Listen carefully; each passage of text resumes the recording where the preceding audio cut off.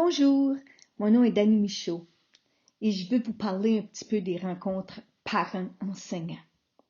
Je réalise que les rencontres parents-enseignants peuvent causer un petit peu de stress. C'est normal. Mais il ne faut pas oublier que le premier but de ces rencontres-là, c'est de favoriser la collaboration entre l'école et la famille. Donc, elles valent la peine. Elles permettent aux parents d'être mieux informés du parcours scolaire de leur enfant, de ses comportements à l'école et de mettre en place des moyens pour contribuer à la réussite de leur enfant. Comment se préparer pour la rencontre? Avant la rencontre, il est important d'y penser, de se préparer.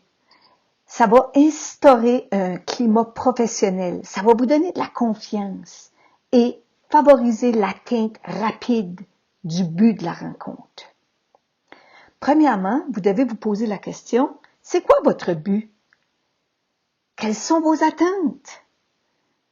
Comment est-ce que je peux mettre les parents à l'aise, qu'ils aient envie de me parler? Quelles sont mes observations par rapport à leur enfant? Quels sont ses succès, ses forces, ses besoins, ses défis? Personnellement, je suggère de les noter. Également, vous pouvez penser à qu'est-ce qui pourrait être les embûches possibles durant la discussion. Quels sont les travaux que je pourrais présenter aux parents pour appuyer mes observations par rapport à leur enfant? Le jour de la rencontre, présentez-vous aux parents avec le sourire et soyez à l'écoute. C'est la meilleure façon de le mettre à l'aise. Utilisez l'humour. Commencez par discuter du fonctionnement de votre classe, du code de vie, de vos attentes. Si l'élève est présent lors de la rencontre, il peut expliquer le fonctionnement de la classe. Cette partie peut être préparée avant la rencontre. La participation de l'élève aide à développer un sentiment d'appartenance, une complicité avec vous. Ensuite de ça, moi, personnellement, j'utilise la méthode sandwich. La méthode sandwich constitue à débuter et terminer la rencontre avec des éléments positifs. Exemple, votre enfant a toujours un beau sourire. Il a toujours de bonne humeur. J'ai compilé une liste d'éléments positifs que j'ai donné à vos directions pédagogiques. Ensuite, enchaînez avec un point à améliorer. Je suggère de ne pas étiqueter l'élève, mais d'identifier le besoin.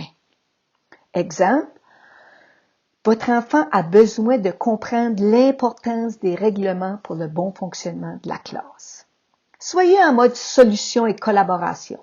Expliquez la situation vécue en salle de classe, vos inquiétudes, mais faites certain d'éviter les mots qui sont abaissants.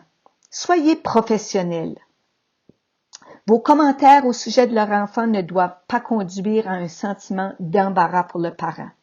Car si les parents se sentent attaqués, ils vont contre-attaquer les enseignants. Encouragez les parents à vous parler, puis écoutez ce qu'ils ont à dire.